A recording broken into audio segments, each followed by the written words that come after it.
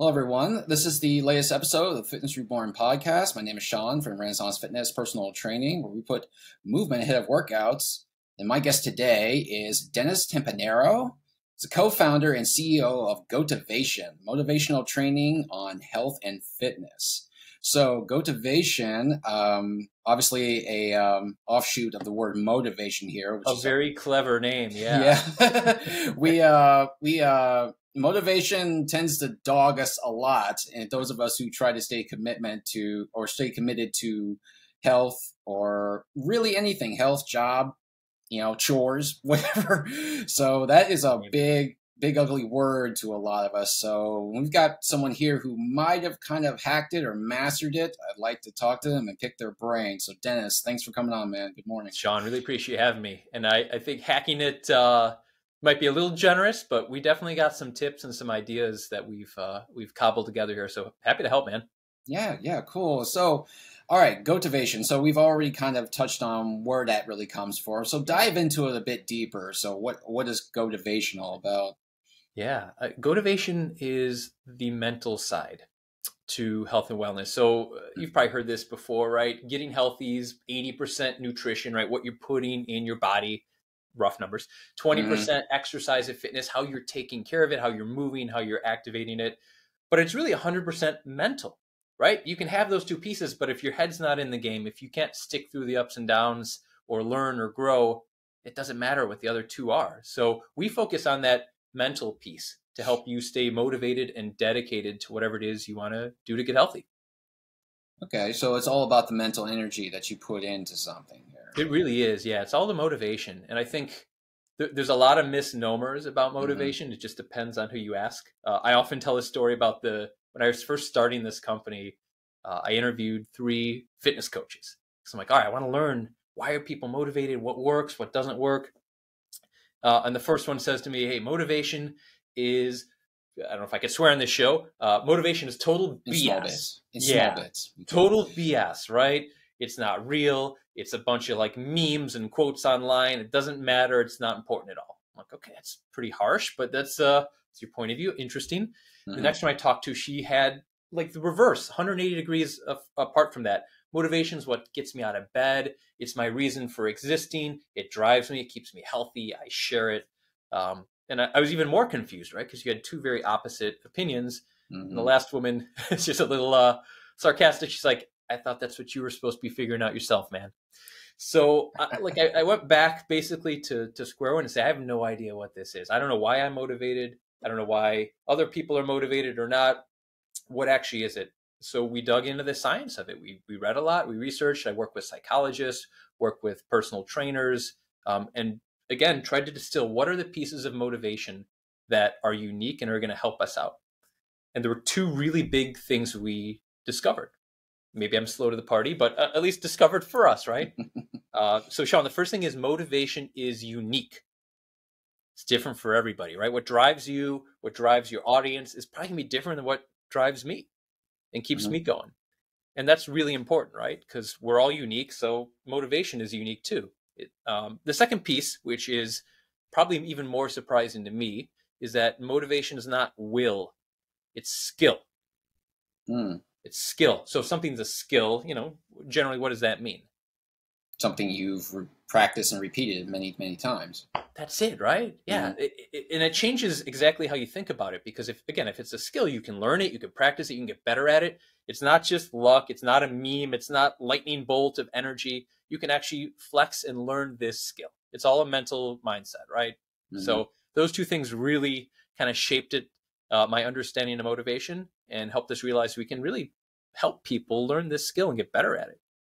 So what kind of drove you down that road there? I mean, I think it's probably something like I said at the top of the broadcast here, like it's something we've all kind of wrestled with, and we still continue to wrestle with. Even the very best of us do. I mean, we're all human.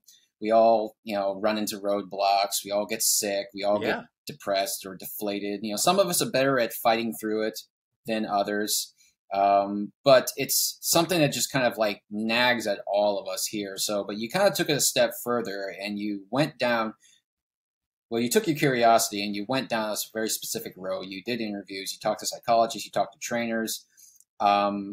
And a lot of what you told me what these trainers say is something I've heard before too. Yeah. Yeah, either in person or through memes. That third one who gave you an answer sounded like an evasive answer. It sounded like they really didn't want to answer It's a it. nice So way of saying it. Yeah. yeah, so they just kind of like kicked it back at you. It was like, Yeah. Go okay, figure it out, yeah. guys. At least All right. at least the other two took a position, right? Yes, agreed. Maybe ill-informed, maybe just Right. based on what had happened to them in their Mhm. lives or what they'd seen. But Right. But you made a deep study of this. yeah, So what really made you want to do that? Because yeah. it's just not something all of us really do.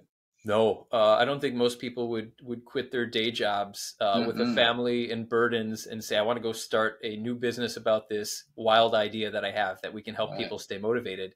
And not like in a Tony Robbins sense where we're going to get up on a podium and cheer for them, but Not in yet, like a right? behavioral science sense, what are the actual techniques and practices and assessments we can do to help people figure it out themselves, right? Because motivation is something you can strengthen again. So it comes back to the person learning how to do it. You can't force motivation on somebody. It doesn't work that way.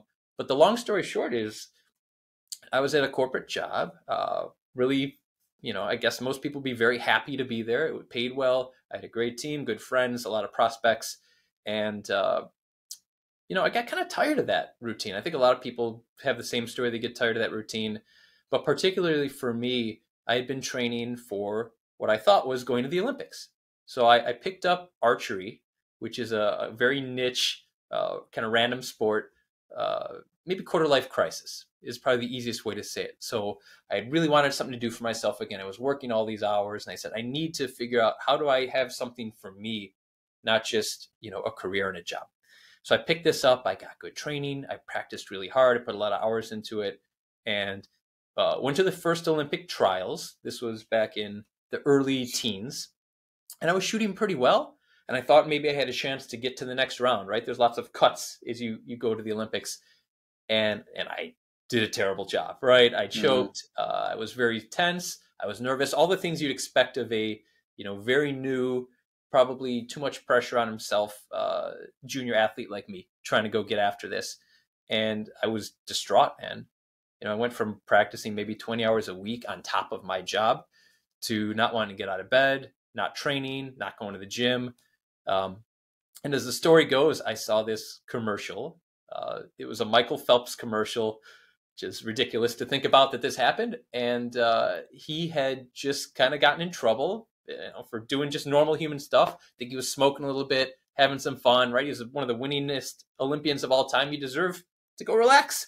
And people are like, "Oh, shame on Michael Phelps. What a bad role model he is." And the commercial was all about him, like getting pumped up to come back and training and working hard and being jeered at, and mocked and yelled at and all this stuff.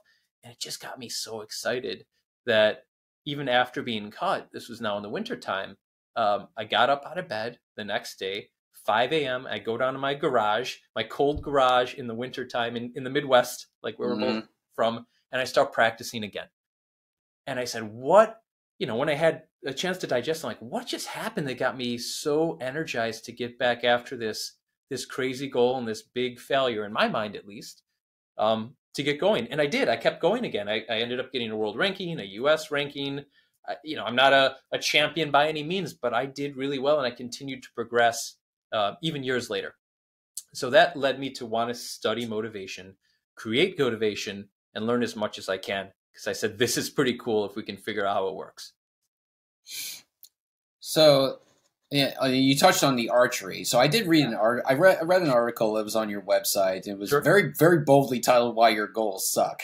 So that I'm one of those. Yeah. yeah. So no, that did exactly what it was meant to do. It got me to read it. I was like, "Excuse me, my goals suck." What? Okay, but no, I wasn't going into it prepared to be angry about it. I think I was just kind of curious what this was really getting after here. And yeah, the so you told like an archery coach told you that your goals just weren't all that really accessible. That you're just kind of you're punching above your weight there in terms of goals, so to speak. Yeah. And he really kind of, instead of like telling you, well, your ambitions are your ambitions are completely off. You're not going to go anywhere with this. He said, no, your ambitions are right. But he said, it's just that how you're going about it is different. So you need Yeah. you need a different plan altogether. It was fascinating, right? Because he was a very talented coach. He coached his son and a number of other people. I believe his son got a silver medal in the Olympics. So fantastic coach, very driven, and kind enough to take me in for a weekend to teach. And I remember when he told me that, I had my little chart. I felt like, hey, here are my goals, and I'm going to pyramid up to the top. And first I'll make I'll win the state championship. Then I'll win the region. He's like, no, you're thinking about it wrong. And when I think about your audience and myself, right, included, oftentimes when we talk about health goals, we go straight to, I want to lose weight. I want to lose, I want to lose 15 pounds, right? If I had $1 for every time I heard that goal, I wouldn't need to have a business. I would just sit back on my bed of money. That is a very poor goal. And there's a couple reasons for it. One, you don't know if it's realistic to start, right? You talked about punching above my weight class. Was I ready to set a goal of making it to the Olympic team, or at least the US team? At that time, probably not, right? And that's not what I should have been focused on. So you're already setting yourself up for failure. Is 15 pounds, is 20 pounds, is 50 pounds, is that realistic? You don't know that necessarily unless you talk to, a coach like yourself, a nutritionist, a doctor. You got to have a realistic goal, or you're setting yourself up to be disappointed. The second thing, and probably the most important thing you took out of that article, is that there are two types of goals, right? There are concrete goals, which is I want to lose 15 pounds. It's very mathematical. It's very logical. I need 15 pounds, then I will fit into these pants, and I will feel this good. I'll look like this. That's a concrete goal. And that's okay to have, but it has to be in context with what they call abstract goals. And abstract goals are really what motivates us better. So the abstract goal will be, I just want to feel like myself again, right? I just want to be confident if I have to go to the pool with my kids. I just want to be able to be comfortable, like bending over to pick up stuff, and I'm not going to hurt my back. I'm in the back, old man back club too here, right? I've hurt my back a few times. That is an abstract goal. That is attached to emotion. That's attached to something that your brain goes, yeah, I want to feel that way. I don't feel anything with 15 pounds, but I do feel it if I tell myself I'm going to be out of pain, or I'm going to feel confident or comfortable, or have more, just to have better self-awareness about who I am and what I can accomplish. So that's a big takeaway. Start with an abstract goal. Start with something that is the feeling of how you want to feel and what you want it to be. Then go set a goal, that's a reasonable, I would say, smaller step goal that you can achieve. Right. So, okay. So start with something that has an emotional attachment to it, and then take that and then progress to something that's actually quantifiable, like 15 pounds or 30 pounds or whatever. So you have to start with the start with the larger, why, that emotional why. Yeah. Right. Okay. Well, we talk about it in context of motivation, but think about it, or think about maybe some of your clients when things get tough, and they will.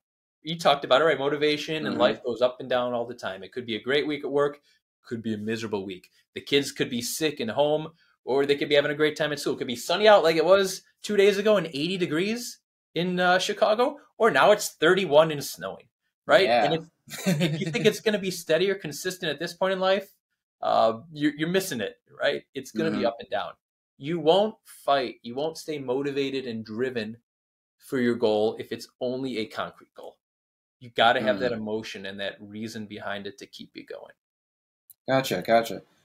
Oh, okay. So motivation. Okay. So we talk about motivation. Then we also get into areas like grit and discipline. Sure. So just like that person that trainer you spoke to before, who just talked all about the discipline and not the motivation.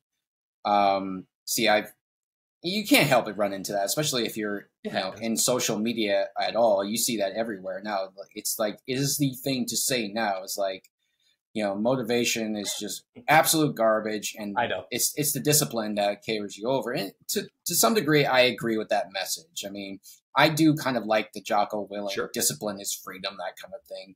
That has, and it's very poetic, kind of ironic and poetic at the same time. So that's kind of why I like it. I've also kind of like taken a different approach about that. Was saying, well, the motivation is what will prompt you to get going. The discipline is what will keep you going. Is that about where you fall? To a degree, right? I think it comes down to definition. So when you look at motivation from a behavioral science standpoint, right? Motivation is a whole host of traits and characteristics, right? It's again, it's the reason you don't do, or continue doing something. That's the definition of motivation.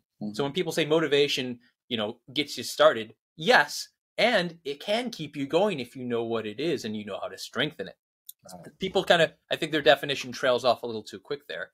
So what we've found is that, you're talking about grit and discipline.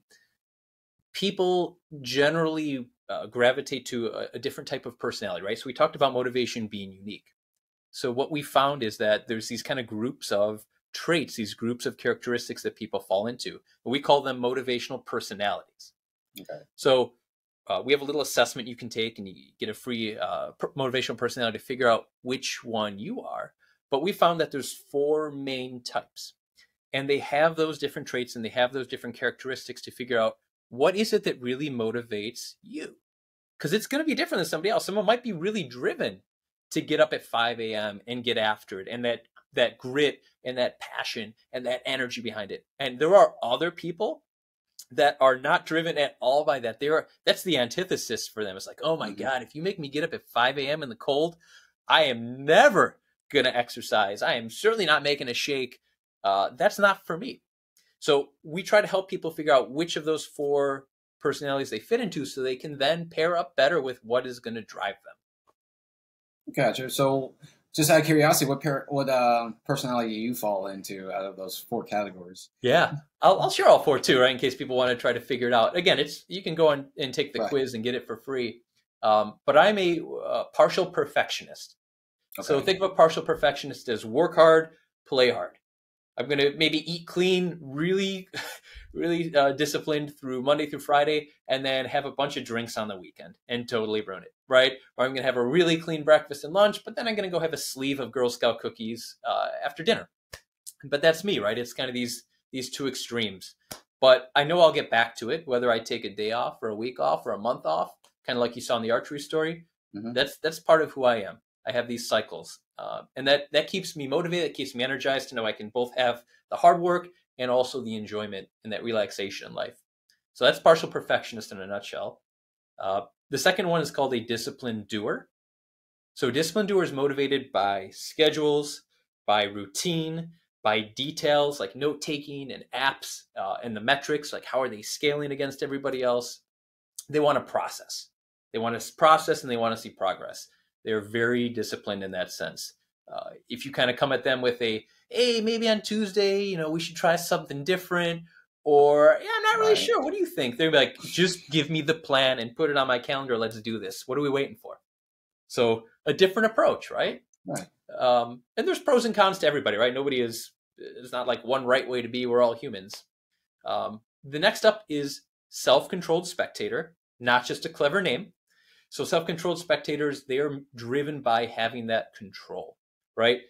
Thinking through their decisions, kind of weighing the good and the bad in the short term and the long term, making the call themselves, right? They want all the information, but they want to make the decision to say, yes, I am taking my time and I'm going to join this yoga class, or no, yoga is definitely not for me. I'm going to wait till I figure out what is best for me, or what I can commit to, right? They want to be in the driver's seat there. And then the last one is, we call them laid back learners. Think of them almost as the opposite of disciplined doers, right? They do not want blood, sweat, and tears. They want enjoyment. They want variety. They want fun, right? If you can't enjoy it, it's not worth doing, in their opinion. You don't have to like grind it out and burn it out. There's plenty of ways to be with people, enjoy the workout, try new foods, learn a whole bunch of things from social media, right? Consume a lot of information, that learner aspect. They're really curious about it. But when it comes down to it, they're probably going to need a little bit of guidance and leadership, and you're going to have to accommodate them to make it enjoyable. So those are the big 4. Do you find that most people fall into either one, or they generally kind of blend 1 or 2 categories, or maybe all 4? That's an awesome question. I think people gravitate most towards one, but there's no personality test or assessment in the world where it's like, yeah, this is you, Sean, 100%. From line to line, this is how you fit. Humans are humans, right? Mm-hmm. We all have aspects that we'll probably see in some of those 4, but the bulk of them will be one personality. And Right. so Danny, our chief product officer, he's a psychologist as well. And we talk about, this personality things that, nobody can ever just be one thing. And why is that? Well, think about even your own life, or maybe if you're listening right now, were there times where, maybe you were younger, you had more free time, and it was okay Hmm. to take things casually and approach them whenever you needed to, because you had the freedom in your schedule versus being older, right? If it's not scheduled for 6:30 p.m. on Tuesday, it's probably not happening right now. Or maybe there were times in your life you wanted more structure and a coach. You say, hey, I'm very open to things right now. I want to learn. I want to grow. I haven't studied this in a bit. And other times where you're like, nah, I got it. I can watch a video and figure it out. I'm a quick learner in this regard. So we all kind of ebb and flow, and your personalities can, have variations in them. Yeah, because as you were listing off the four different personality categories, I kind of saw myself one in the disciplined doer type, I where see that, yeah. I have like this schedule of thing. I have the schedule I like to follow, but then on the other hand, I'm kind of more like the what was it, the lazy Laid back learner. laid back learner. Okay, Yeah. laid back learner type, where I'm very kind of variety based in what I practice. It all kind of has like a central focus or a central goal to it Sure. to some degree, but I do kind of gravitate It sounds like you're a around. blend, yeah. Yeah, I do kind of gravitate around different kinds of exercise modalities and things like that. And I do like to experiment an awful lot. And I also kind of bring that into my own training when I'm training other people. Some people get into that Sure. more than others. The more explored. Some people are not very exploratory, like you said. They just kind of like they want the plan. Give me the plan. Follow the route from A to B. Exactly. So Two it's dots like at most. right, two, three dots at most. This is what we're doing, and you just kind of stick to it. But and that's fine too. But I've also found that very limiting in some ways. It's like, well, I like room to improvise too. Yeah. I kind, I like to. I guess I kind of have like almost like a jazzy, a jazzy take on exercise here, where I'm just like improvising, and doing things I think are going to be cool. And sometimes they work out, sometimes they don't. But that's like experiment. yeah, but that's and I think you just answered one question I was going to ask you. It's like, well, do you think over time that really changes? You can start out when you're 18 years old. You can start out being one thing, and then you're kind of when you're 40, you're something else in terms of personality. Yeah, I think it can, right? And especially if you're on maybe like the borders of different personalities, right? If you're Mm-hmm. close, there's some things that are going to be pretty consistent in you over time. Psychologists talk about traits being less flexible, right? You grew up a certain way, or you were raised a certain way, maybe a certain socioeconomic background and beliefs and values. Those are generally like pretty deeply imprinted in you. They can change, but they're more stable. Genetics going to be pretty stable too, right? That always has Right. a piece in it. But then there's those other things where it's maybe exposure, you're meeting new people, learning new things, or your life changes, you have a kid, maybe you move or change jobs, maybe you're a caretaker. There's all these other things that will morph in your life that could then kind of nudge you one way or the other and change, at least in our survey, your motivational personality. Yeah, because I think I'm not sure if I'm like thinking back to what I was when I was younger. I can't really put my finger on what I really was. I probably was more of I don't know. um, the last one. I can't think of it. The Laid back learner? laid back learner Yeah. type. Yeah, and Just chill, go with the flow. chill, go with the flow, see what Yeah. happens, and then. But I think over time, I grew into more of a structured kind of person. It's like, okay, so on this day I'm doing this, on this day I'm doing that, this day I'm Yeah. doing that, and then I Might be get the nature of your work too, right? Like you have to be organized. You got to be right. structured to take care of other people and help them achieve Yeah. what they want to achieve. Right, but even then, even now, I can have like a set thing what I'm going to do for this day, and I decide at the last minute, screw that. I'm gonna do Full on audible. something else like this. It's just kind of like I like the excitement that comes along with that sort of thing here. That makes sense. I don't know if that relates back to how I was raised or not. It might have. There's probably But some elements, yeah, deep in there. yeah. Is it? Do you relate it back to the way you were raised? How you're like with the first one was the perfection. What was it? Partial perfectionist, yeah. Partial perfectionist. The perfectionist side of partial perfectionist, yes, right? Mm-hmm. Very structured growing up, right? We had our schedule, we had our sports, we had school, very disciplined at school, right? Work really hard, try to get good grades. Everything was pretty structure. Again, we still played, we still had a normal childhood, but Right. I think back to it's like, no, I want to achieve. I played chess, I played basketball. I wanted to do these things and do them really well. So I had coaching, I had structure, I had time. Certainly less so than I would say younger people today who might be playing 3 sports all season long. I maybe Mm-hmm. 3 sports, one at a time, right? But to me, that was a lot of structure and discipline. So that was that kind of perfectionist side. The partial side, I think, grew over time as I wanted to, maybe break free from that and have some fun and enjoyment and experience life too. So, I haven't tried to dissect myself all that much beyond it, but it's a really good question to see, where it came from or kind of how it's evolved over time. Yeah, because What's, go ahead. I'm thinking that I grew up with my mother. My mother is an artist. Yeah. She is a night owl, so she's up all hours of the night, mainly painting Yeah. or drawing or something like that. And so that was, and even still today, I don't really think about it very much, but I kind of, when I think about like in terms of my own goals, like in terms of like what I want to accomplish and who I really admire the most, it's not really like business people or trainers the most that I admire. Yeah. It's artists. It's Like artists like musicians, musicians, painters. Yeah. painters, people who explore a deep creative force within themselves. Yeah. People who really kind of Creating something. dedicate their life to actual creation of something. And I think that really has informed my current personality in terms of how I actually go about my own training and how I train others too. And like I said, some people really respond to it. Sometimes I have to kind of like put that, turn that down on medium low and turn up the other ones a little bit higher and say, okay, here's your structure. Here you go. But that's what's cool about it, right? I think yeah. you've learned this naturally over time, and your clients probably understand it too. When you know someone's, whether it's their motivational personality, you just understand them, right, really deeply, Mm-hmm. you generally know better what motivates them and what doesn't. You know what activities are probably going to like more than others, right? What they gravitate to, maybe where they get stuck or go off the rails sometimes, how they can overcome obstacles. Like you get to that point where if you know what motivates you, you can solve a lot of those challenges. Right. And people that are not here to knock anybody, but you're kind of one size fits all coaches or trainers, or it's like, I'm just going to be the military coach, or I'm going to be just the Mm-hmm. soft and easy flowing coach. Like that works for a certain segment of people, but not most people. And you have to find that person to get lucky versus them understanding you and flexing their style and adapting.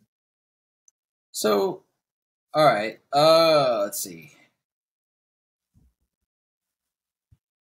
Sorry, I'm blanking on my latest That's question. all I, right. I was having a moment here. Too many deep thoughts. We're Yeah. early on a Monday here, I know we're really getting into it much deeper. Oh, so I was going to ask you. Yeah. So we're talking a lot about kind of a balance of things here too. It's like even it's personalities or just kind of how we live life. Yeah. And people talk about balance all the time too, either good or bad.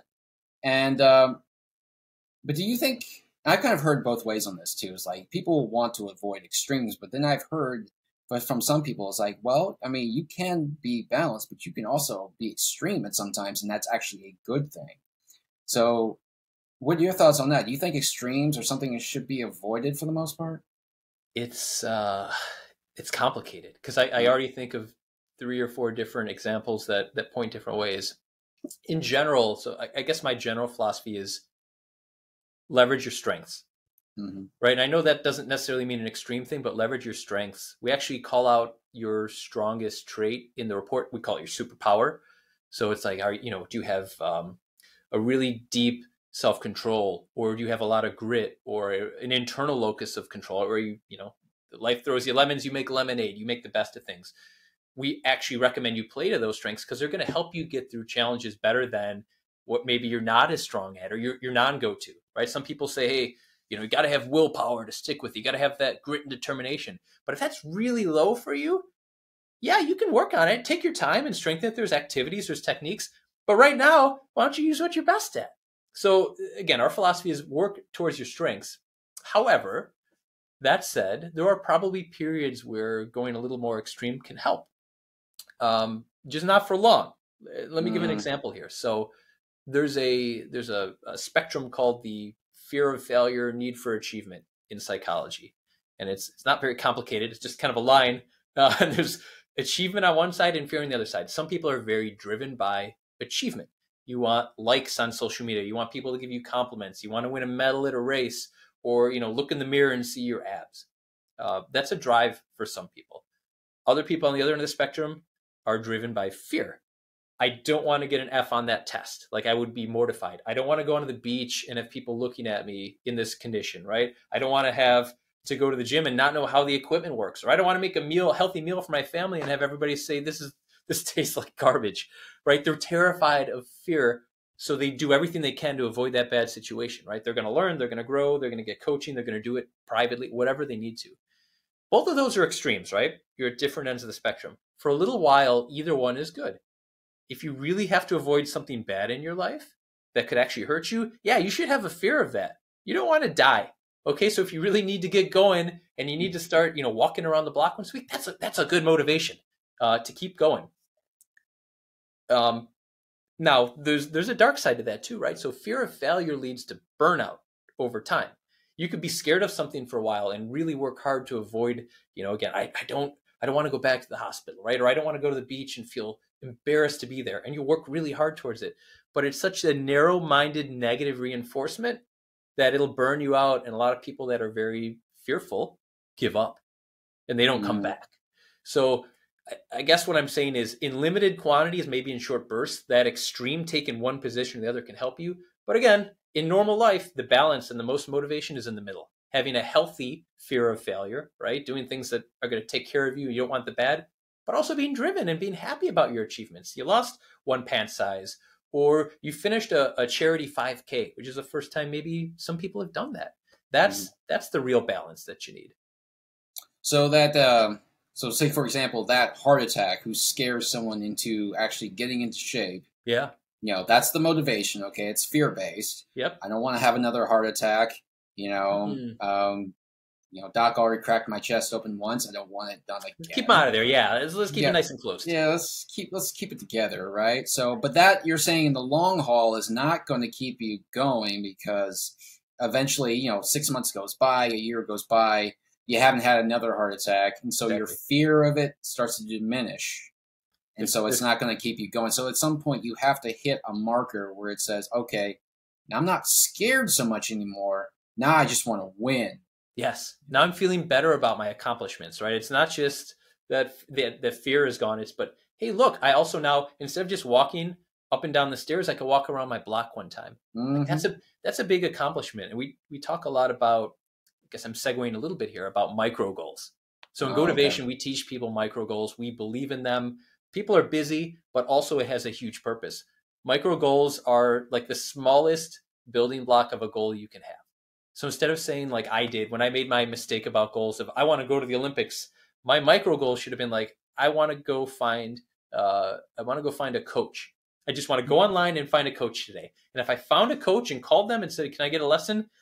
Mission accomplished. I didn't shoot an arrow. I didn't exercise. I didn't do anything, but I finished that tiny goal. And that builds momentum. That builds confidence over time. And it makes you excited that you achieved something. So again, I know I segued a bit there, but moving from that fear base to a more balanced of, I also feel good that I achieved something, whether it was small or a medal, right? It's going to help drive you better and keep you motivated longer.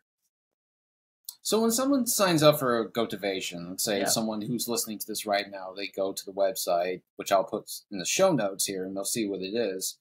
They'll take the personality test. They'll go through all the steps and whatnot. So when someone signs on to Gotivation, what do they have to look forward to? Yeah, that's a great question. I'll tell the whole process until what we're working on now, because we're a small business. We're always in flux. So you take the motivational personality, you get your assessment. There's a free version and a premium version if you want to get real deep about like where you get stuck and what happens with kids and jobs and life. There's a couple options there. After that, the key is, how do we get unstuck? Mm-hmm. So there's kind of 2 points where people tend to get stuck. It's either right at the beginning, right? They can't get over the hump to say, I want to get started making healthy food or changing my nutrition, or I want to get started, stretching at my house. And then some people get stuck when they, fall off the wagon, whatever you want to call it, but they've been doing it. They hit a bump in life and they're like, I haven't done this in a month now. So wherever they're stuck, we want to meet them and figure out. We have a program that's coming out. It's a 30-day program. There is a number of assessments and kind of self-reflection, and then live coaching once a week, where you come together and we try to figure out what are the things that are tripping you up. You've done this before. You felt good before when you were, either an athlete when you were younger, or before kids, or before a stressful job. Where are you getting hung up, and how do we get past that? So we actually help them figure out how to get unstuck. At the end of that program, then it's the same thing, right? It's a skill. So learn about yourself, practice, and get better at it. So the next step is practice. And that's called Motivated in a Month. It's a 30-day self-paced course, which has a lot of practice in there. So we say, all right, Sean, if you kept getting stuck because, you've got an external locus of control, right? The last few years, you felt like everything's happening to you. Your job has been bad. The world is getting worse. Whatever is happening, and you can't take control. We have to help you reframe that mindset, right? We have to work. And there's plenty of skills and practice and technique you can do to fix that and strengthen it. So we'll pick a couple areas where you're getting stuck. We'll practice those for a number of weeks until we can kind of take the training wheels off and say, all right, I am Sean. I am a disciplined doer, and I figured out how to get past these hurdles. And now I'm going to go back and I'm going to take whatever program you want. It could be through you. It could be an online program. It could be a subscription. It doesn't, again, the nice thing about mental training is that it's agnostic. Whatever physical activity or nutrition you want to do works as long as you can keep your mind to it. So then they go back and they set a real goal and start working, use their new skills that they've built. And that's it. And we'll help them if things happen again. That's the cycle of life. So have you, have a lot of trainers picked up on the trainers and coaches? Have they picked up on Gotivation? Do you partner with a lot of people as like the like I said, a partnership between you and them? It's a mix. It's a mix? Okay. So this is, again, not here to disparage anybody. Everyone's got different career sets. So when we first started, we were talking to larger gyms and we said, hey, you know what? You've got great equipment. We don't do the physical piece, but we help with the mental piece. And they said, well, why do I want people to come to my gym more? and I was dying. I'm like, what do you mean? Why would we want them to come more? They're like, yeah, we don't want more people to subscribe and show up, because then we got to maintain the equipment. We don't have as much profit. And these are big box gyms, right? Some of them were kind of against the idea of this.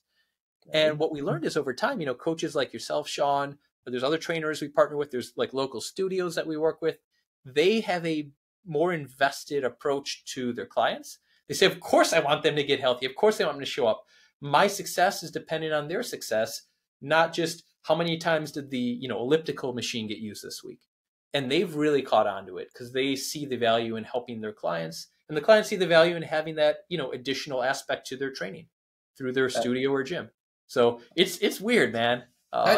Business drives some weird decisions. Yeah, that is interesting. That is very strange. Why would I want people to show up more? Which is essentially saying, why would I want more business? Yeah, as long as they got them as a subscriber, they're good, right? So we're going to get way too deep here, and someone's probably like, well, that's not exactly how it works. But again, generalized, if you're running a big box business, you want as many subscribers and many members as possible and lowest attendance as possible.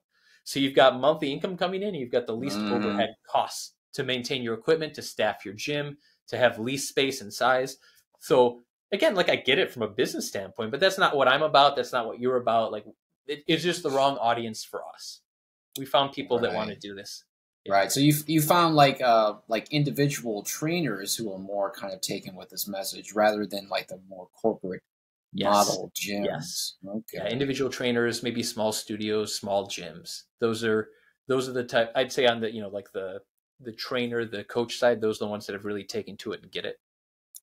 Gotcha. Yeah. So you're based in Chicago, so I assume that most of your business is probably in the Chicago area. Have you branched out into more of the Midwest and beyond, or is it still mostly in Chicago? We're still pretty local, right? So we live in our business, right, is in Glen Ellen, so it's a suburb of Chicago, about 45 minutes out. We're at an incubator out here. It's me and my co-founder Kim, and then our CPO Danny. We're all at least local here, and everybody else is kind of remote. But we've stayed pretty much local. The nice thing is we have had customers from across the country because the programs are remote. You can take the assessment today on your phone and do it in 5 minutes and learn it. You could sign up for the program, and the once a week coaching is on Zoom. so it's easy. So we haven't really pushed to like get folks outside of our hometown here, but people have joined from all across the country, which is, it's kind of reassuring. Yeah, yeah. So where do you see it? I hate to throw this at you because it sounds like Who knows? Well, it sounds like a Yeah. job interview question, and I hate to throw it out there, but I'm also curious. So Yeah. where do you see it 5 or 10 years? I would love to be helping people at scale, right? Like I said, we're pretty local right now. We're fairly small. Kim and myself and Danny, we all have 2 jobs. We all have multiple kids. We do Gotivation because we love it and because we want to build and create something that helps people, right? Day jobs are great. They pay for my house and my family, and there's great people there. But kind of like your artist inspiration, like I want to create something too that helps other people and they remember it. So I would love for it to get larger and help more people and have more classes and more programs beyond what we've done today. And then eventually have it be, full-time job, a full-time business, and help everybody out. So it's a mix of being, we talked about goals, right? The emotional goal of creating and being fulfilled by something. And then the concrete goal of I'd like to be larger and be a full-time job. So I don't know when that'll happen, Sean, but that's the goal. That's the inspiration. Do you think the emotion plays more of it, in terms of goals being achieved rather than just like the actual like data that's compiled from it? Yeah. I kind of agree. I think it does. I don't know if it's necessarily a good thing, or entirely a good Depends thing. how you use it, right? Right. I mean, if you're so emotionally invested in something, this applies to anything. It's your fitness or whatever else. You're so emotionally invested in something that you just don't want to let go of it, even though it's clearly just not really doing much or going very far. I mean, I've kind of run up against that myself here as well. I really like doing this stuff, but I seem to get hurt a lot when I do it. Yeah. But I like the idea that I do it. It seems like I like the idea. All that cliff diving you're doing, you gotta ease off, But yeah, I think what your central message is like you're right. Like human beings at the end of the day are very emotionally based creatures, and we make decisions based more on that than anything else. We do. And I think that's where the coaching comes in. And I've had coaches before, so I'm fortunate that I've had the experience. And I know what it's like. I'm guessing most of your listeners either have worked with you or are working with you, so they get it. You can have this drive, you can have this motivation, you can have this goal, but knowing necessarily where to take the next turn or when to like pause or kind of pull back, sometimes that's hard to do when you're so internally focused. And that's where a coach comes in and says, hey Dennis, you're really driven on this right now, but I can tell you're burning out, or I can see you getting some injuries. Maybe ease it off a little bit, right? Get a rest day, take a month off, like get your head back in the game. And sometimes that's hard for anybody to do, regardless of your personality. And that's where coaches support you. Yeah. I'm looking at your quote back there in your background. Yeah. The audience can't see it right now, but I'm thinking it's I dare to struggle, I dare to win, something like that. Yeah, it was yesterday I dared to struggle, today I dare to win. And that's, I think a lot about, at least for me, what I'm doing right now is kind of a struggle too, right? Building a new business, starting it on my own. When I started archery, right? Everything you do that's new, you're going to struggle with it. I'm teaching my 10-year-old too. I've got 2 kids. I got a 10-year-old and a 4-year-old, and he is definitely like right in that spot of, oh, I'm terrible at this. And I'm like, well, how many times did you try it? Well, this is my first try. And I go, man, everybody sucks their first try, and you probably suck your 10th try. That's part of learning. That's part of growing. But if you're one of the few that dare to struggle, right? Take that time to learn and maybe embarrass yourself and maybe like, do it the wrong way and be unsuccessful for a while. Eventually that day will come where it's your turn to win. And that could be being happy. It could be winning a gold medal. It could be, feeling more like yourself, like you used to 20 years ago. If you put in the struggle, you can get to the win. And I try to remind myself of that all the time. I couldn't say it better myself. I mean, I've had conversations like that with my own son. Like he's, I guess kind of too much like me in the sense that he thinks if he can't master it in one try, then he can't. Throw it away. Yeah, right. He just next. I'm no Yeah, good at that. But no, no, that's a that's a great way to kind of bring it all into focus here. Well, I'm Dennis, lucky. My parents must have taught me that somewhere along the line because it's deeply instilled in me, and I'm hoping I can teach him and teach her that one little nugget in their lives. yeah, yeah, good deal, man, good deal. So, Dennis, we have a closing tradition on this show Okay. where I ask the guests that because so much is talked about, nobody remembers absolutely everything that's talked about. So, if you could just kind of leave us with one thing to remember, if nothing else, what do you think it would be? Figure out what motivates you. Start there. Brilliant. Figure out what motivates you and just start there. A lot easier said than done, but you Hey, of gotta, course. but you gotta kick it off somewhere, right? Exactly. Exactly. All right. So, Dennis, where can people find you in terms of like social media and all that stuff? Yeah. So you can find us at gotivation.com. That's also where the motivational personality quiz is. And then you Hmm. can find me mostly on Instagram. Again, I got a couple jobs and kids, so I don't post as much as I should be, but it's Dennis_Timpanaro at Instagram. And hope to see you out there. If you have any questions or just want to talk about some of these ideas, just hit me up in my DMs. Yeah. I mean, I'm thinking I might myself. I'm thinking because if all things go to plan, I might be in the Chicago area in Nice. June. Might go to the blues festival. It's in the Chicago area. That's pretty Uh, great. yeah, you been?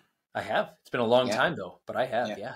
Yeah, I have a friend who is heavily into music, and I was like, "Hey, you want to go to this?" I like blues music, so hey, you want to go to this? It's like, yeah, I'll see what can happen. That's kind of how he is. It's like, well, we'll see. But We'll see what happens. But as long as is it, when is Blues Fest? Is that July, June?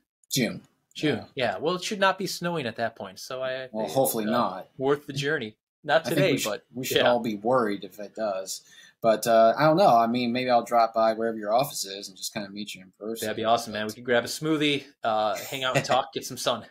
It'd be great. sound like a couple old guys, right? Get a smoothie. We Old are guys, old guys eh, now. Yeah. Well, we get some boba tea. That's cool and young, right? We got a boba boba tea tea. place, which is pretty great. So come on Huh. by. I don't think I've ever had that, All but right, I'm hey, going to I'm introduce open. you to it then, buddy. I'm open to new experiences. All right. Love it. Well, Dennis, I'll put all the contact information for the website and the social media in the show notes so people can access it as they would like. And well, again, thank you again for taking time out of your Monday to speak with me. It's been a great conversation. I'm glad we had no technical difficulties. You never know with this recording platform, but Yeah, I appreciate it too, man. This was a blast. yeah, Best of luck yeah. with everything too, all right? Renaissance. Yeah, thanks so much, Of and course. best of luck to you with Gotivation and everything else you're doing, kids, family, Thanks, Sean. all good vibes there, man. All right, so ladies and gentlemen, this has been the Fitness Reborn podcast. Again, I'm Sean from Renaissance Fitness Personal Training. My guest is Dennis Timpanaro. He is the co-founder and CEO of Gotivation, and I'll catch you all next time. Until then, move forever. Peace out.